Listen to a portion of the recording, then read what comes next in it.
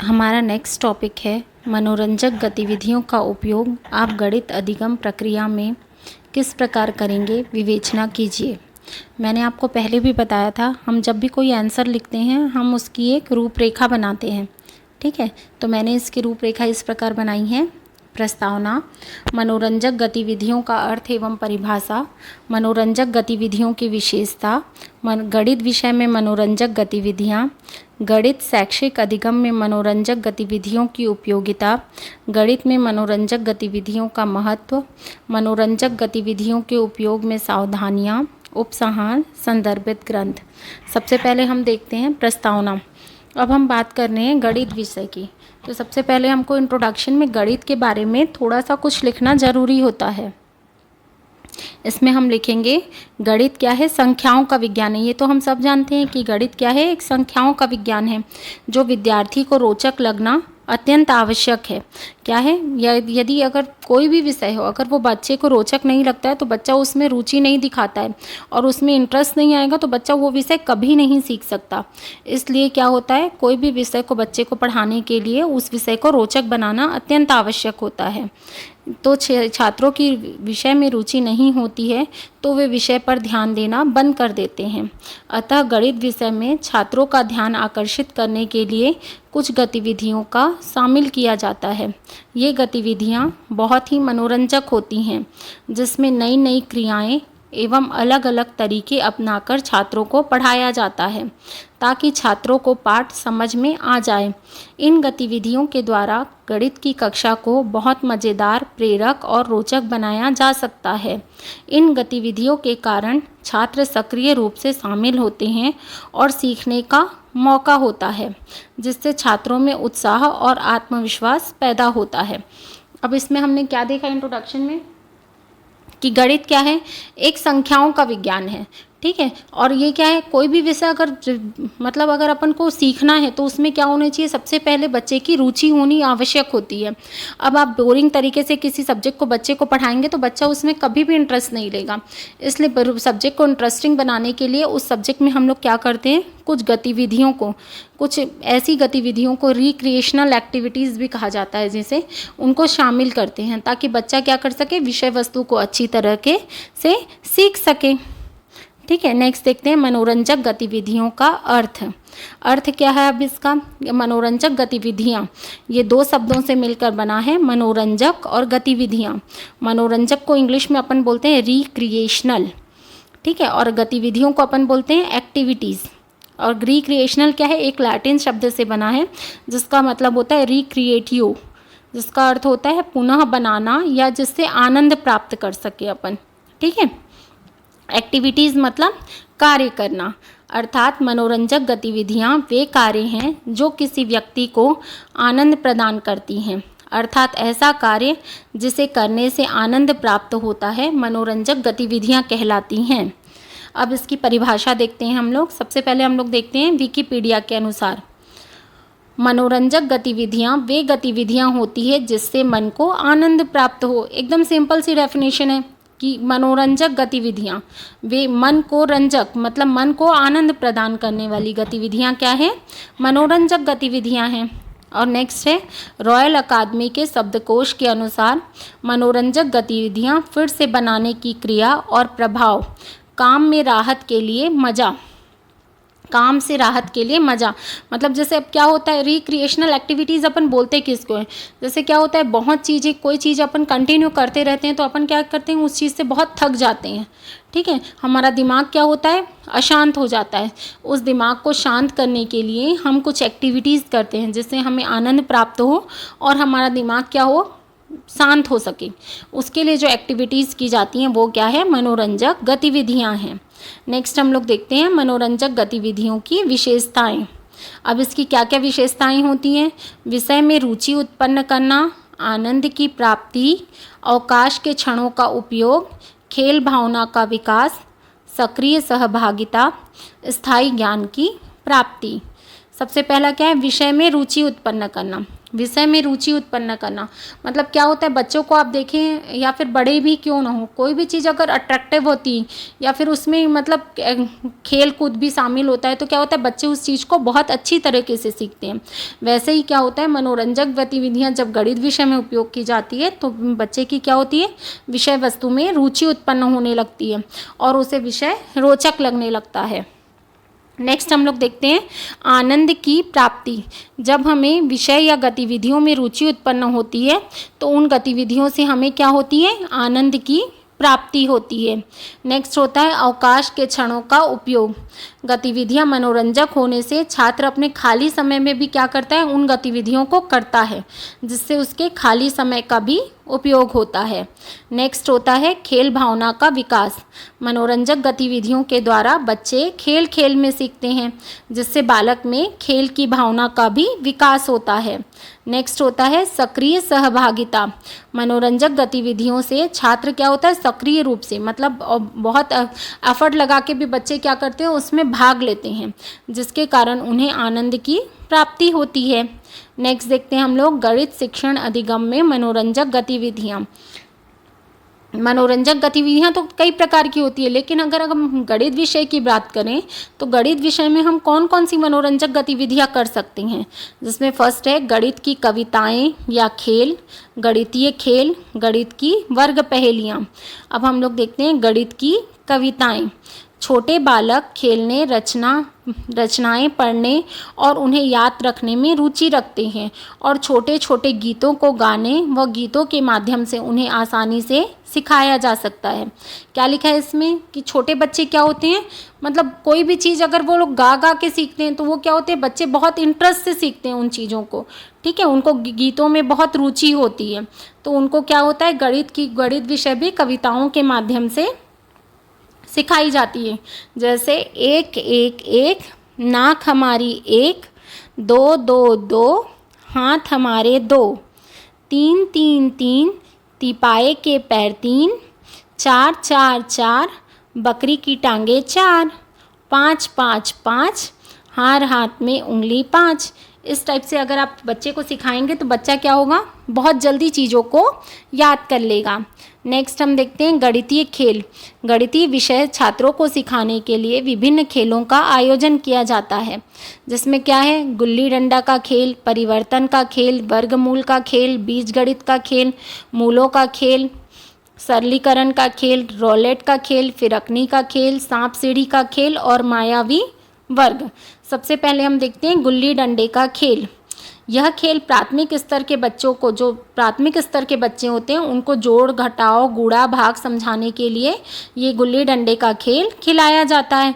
इससे बच्चा क्या क्या सीखेगा, एक तो दूरी नापना सीख लेता है, उसकी मांसपेशियों का विकास होता है और उसका आँख और हाथ में सामंजस्य स्थापित होता है।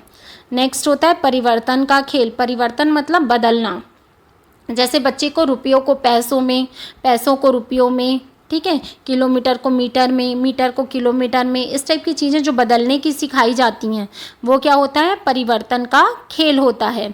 जोड़ों पर भी इस खेल में अंक दिए जाते हैं, ठीक है। नेक्स्ट होता है वर्गमूल का खेल। ये एक अंक गणित का खेल है जिसमें एक काली गोटी और एक सफ़ेद गोटी ऐसे इकट्ठे की जाती है कि वे वर्गमूल संख्या बने। इस प्रकार अधिक जोड़े पर अधिक अंक प्राप्त होते हैं। नेक्स्ट होता है हमारा फिरकनी का खेल। जोड़ व घटाव सिखाने के लिए यह खेल खिलाते हैं। यह खेल दो समूहों में होता है जिसमें फिरकनी पर 1 से 6 तक की संख्या लिख दी जाती है और फिरकनी को घुमाया जाता है। इस प्रकार सामने जो संख्या आती है वह लिख दी जाती है। जिस समूह के अंक अधिक होते हैं वो क्या होता है, इसमें विजयी होता है। नेक्स्ट होता है हमारा सांप सीढ़ी का खेल।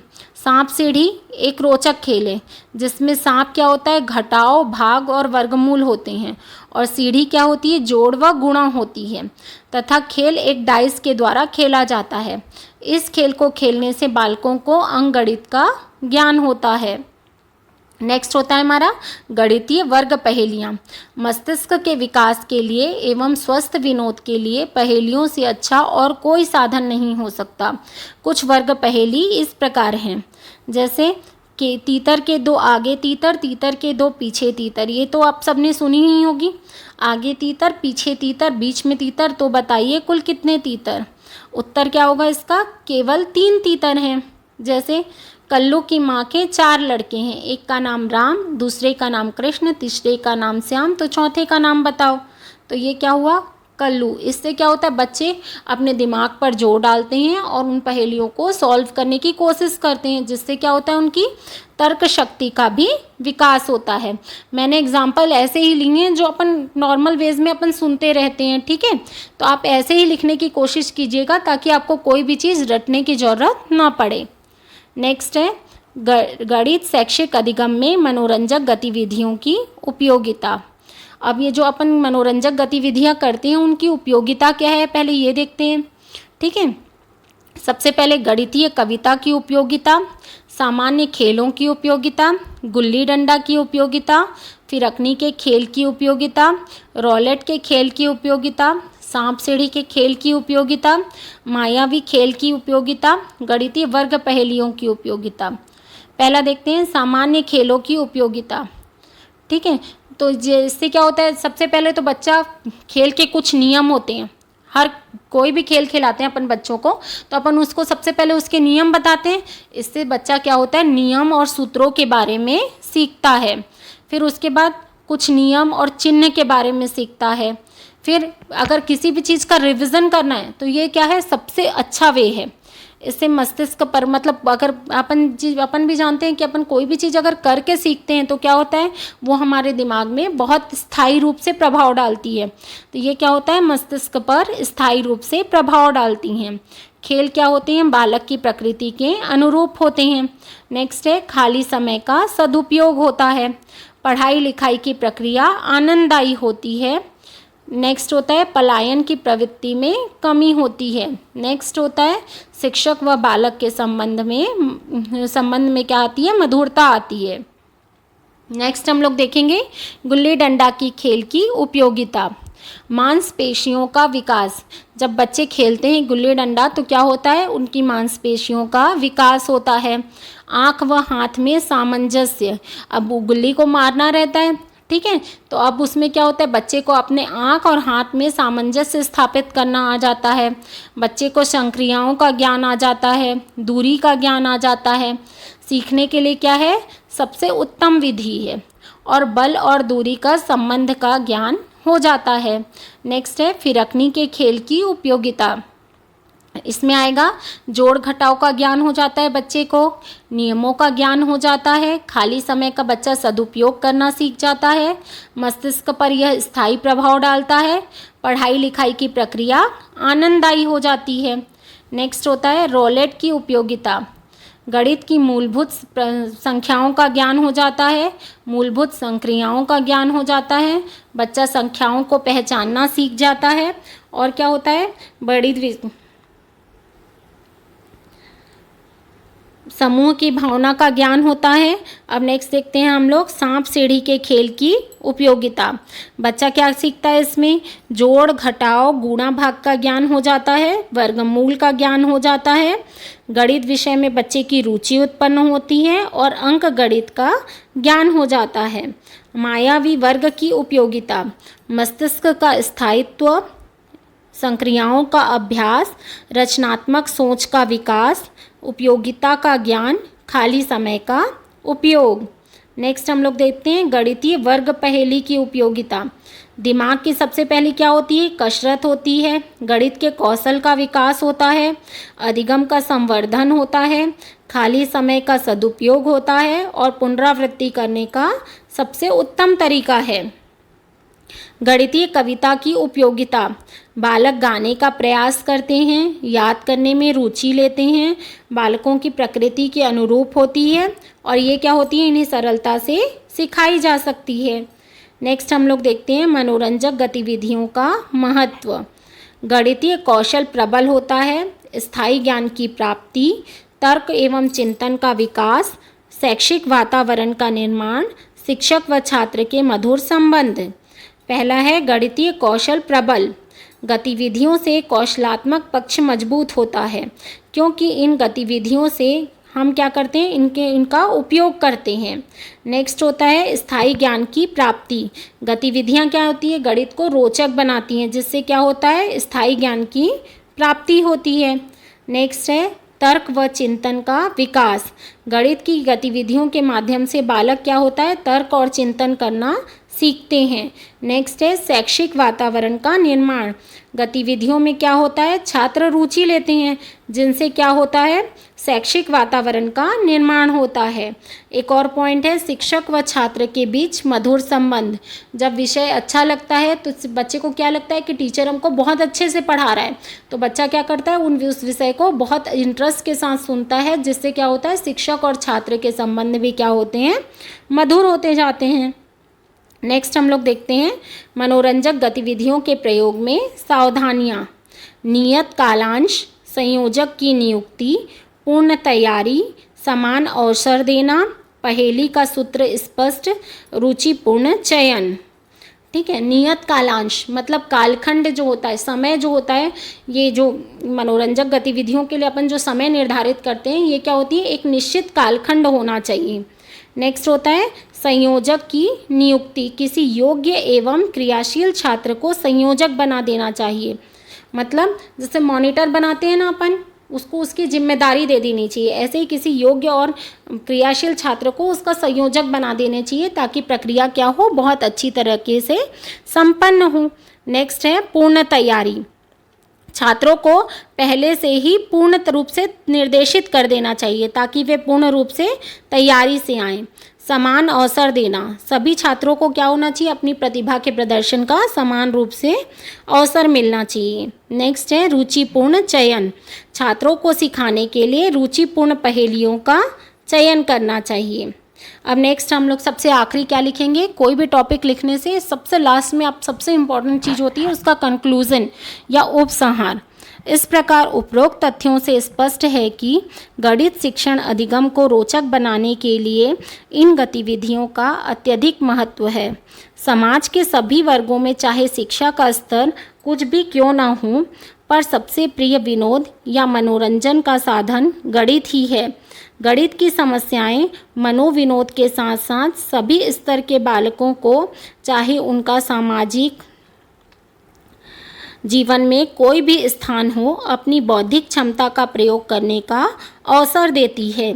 मस्तिष्क के विकास एवं स्वस्थ विनोद के लिए इससे अच्छा कोई अन्य साधन नहीं हो सकता। अतः गणित विषय में मनोरंजक गतिविधियों का स्थान अत्यंत महत्वपूर्ण है।